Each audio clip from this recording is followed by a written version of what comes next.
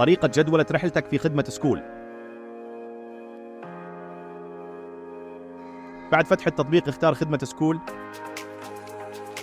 حيظهر أمامك صفحة سكول، اضغط على إضافة. حيظهر أمامك صفحة جدولة الرحلة. أول خطوة حدد موقعك وموقع الذهاب.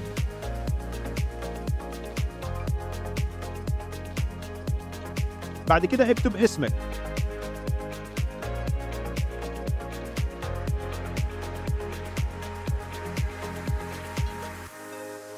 بعد كده اختار نوع الرحلة، سيارة أو سكوتر. وبعد كده حدد وقت الذهاب ووقت العودة.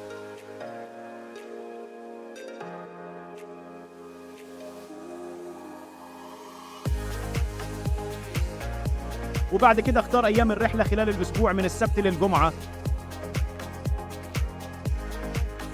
وبعد كده حدد طريقة الدفع كاش أو من خلال المحفظة.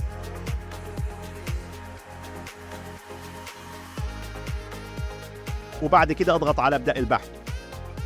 بعد كده التطبيق هيوفر لك أقرب كابتن ليك قبل الموعد بنص ساعة، وبكده تكون تم جدولة رحلتك بنجاح.